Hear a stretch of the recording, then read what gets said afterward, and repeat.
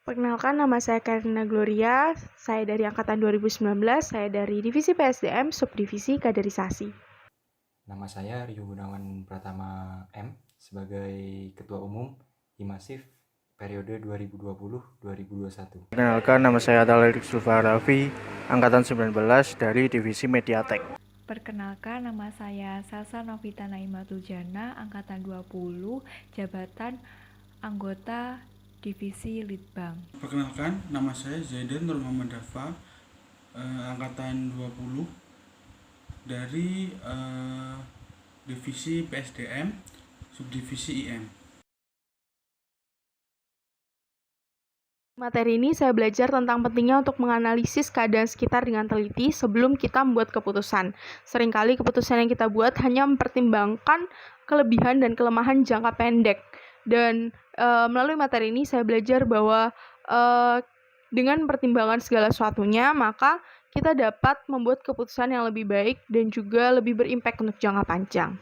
Analisis SWOT ini terdiri dari 4 aspek, yaitu strength atau kekuatan, weakness atau kelemahan, opportunities atau peluang, dan juga threat atau ancaman yang bisa nanti kita gunakan dalam Himasif sebagai sebuah analisis yang dimulai dari latar belakang, ADART, dan juga nanti pada hubungan internal dan juga eksternal. Rencana pengembangan organisasi. Jadi di rencana pengembangan organisasi tadi dijelaskan bahwa kita harus menganalisa atau menganalisis menggunakan SWOT yang akan bertujuan untuk membuat skema kuadran yang nanti akan menemukan atau menghasilkan suatu solusi yang bisa dipertimbangkan lagi. Nah, organisasi ini dapat dijadikan sebagai objek ketika kita menggunakan analisis SWOT. Bagaimana sih tahapan dalam rencana pengembangan organisasi ini?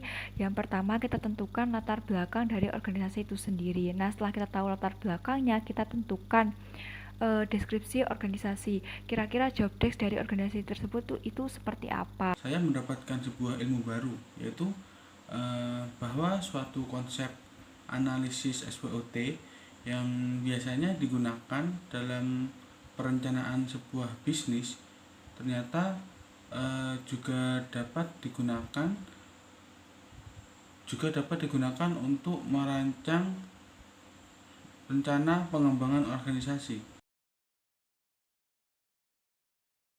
Materi ini saya belajar untuk menjadi pemimpin yang baik, kita harus jujur kepada anggota kita agar mereka percaya kepada kita, dan kita harus mempunyai skill komunikasi yang baik agar kita dapat menyampaikan informasi dan menerima informasi dengan baik. Dan juga kita harus cerdas, harus pintar untuk mengolah, untuk mengamati kondisi dan juga membedakan porsi setiap orang yang kita pimpin. Nah, kepemimpinan ini apa sih? Kepemimpinan itu dapat diartikan sebagai sebuah seni untuk memengaruhi diri sendiri ataupun orang lain secara individu maupun secara berkelompok agar bisa selaras dengan apa yang kita mau atau tujuan kita. Kepemimpinan. Nah, di kepemimpinan ini dimulai dari diri kita sendiri. Nah, kemudian kita harus bisa mengetahui karakter anggota agar ketika bekerja sama dengan anggota itu terasa nyaman dan bisa menyelesaikan tugas dan tanggung jawab yang sudah disediakan. Sebuah seni di mana soal itu dapat mempengaruhi orang lain untuk mencapai suatu tujuan tertentu. Nah, karakteristik dari kepemimpinan setiap individu itu berbeda-beda. Kepemimpinan itu dimulai dari kita memimpin diri kita sendiri, baru kita memimpin orang lain. Kira-kira tipe pemimpin yang ideal itu seperti apa? Ada 4 kriteria, yakni jujur, dapat dipercaya, komunikatif, dan cerdas.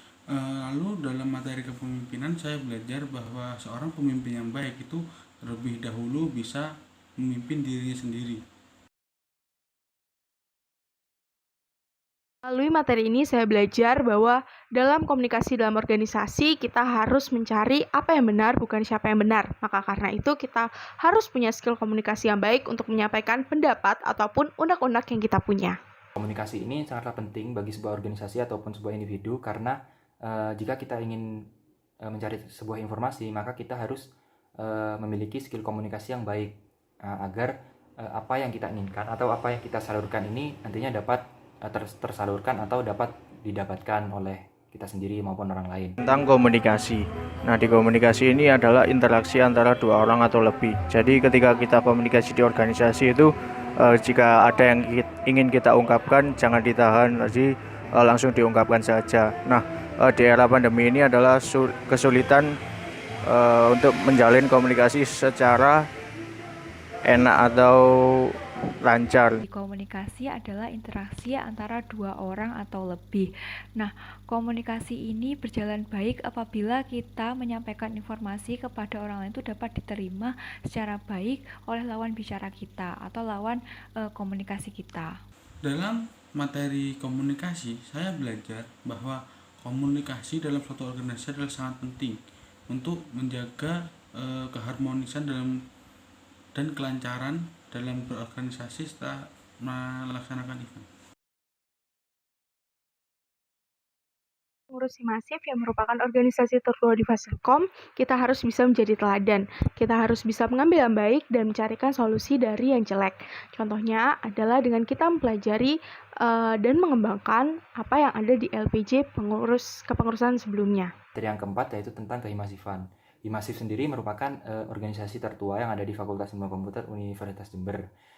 Oleh karena itu kita harus menjadi teladan yang baik dengan cara meningkatkan akreditasi melalui peningkatan prestasi dan juga pengembangan soft skill dan juga hard skill yang lain. Himasifan. Nah, di Himasif ini sendiri adalah himpunan tertua yang ada di Fasilkom. Nah, itu makanya kita harus bisa jadi panutan dan menjaga nama baik Himasif. Untuk menghadapi era pandemi seperti ini, maka kita lebih dianjurkan untuk beradaptasi tanpa menyalahkan keadaan. Himasif sendiri adalah organisasi tertua yang ada di Fakultas Ilmu Komputer Universitas Jember. Nah, karena sudah menjadi organisasi tertua, seharusnya menjadi tauladan bagi organisasi-organisasi yang lain.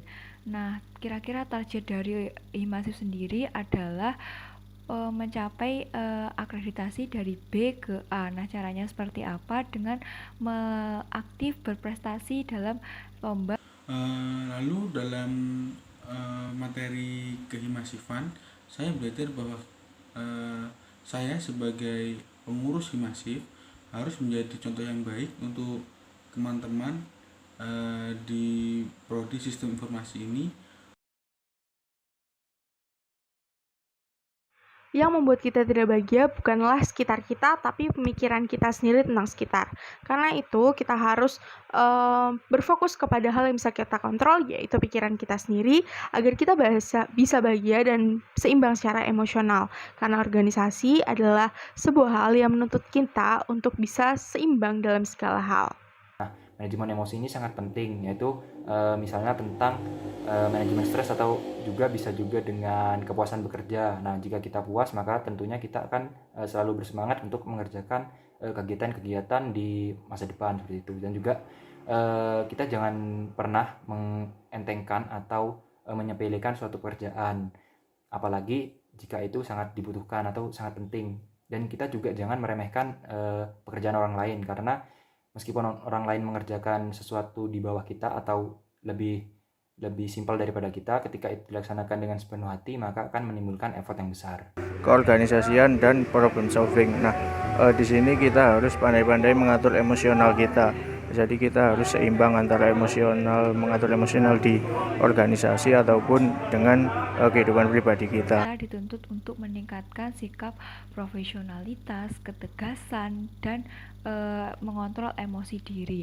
Untuk membalanskan 3 hal tersebut, maka kita dapat menerapkan proses atau prinsip Scrum.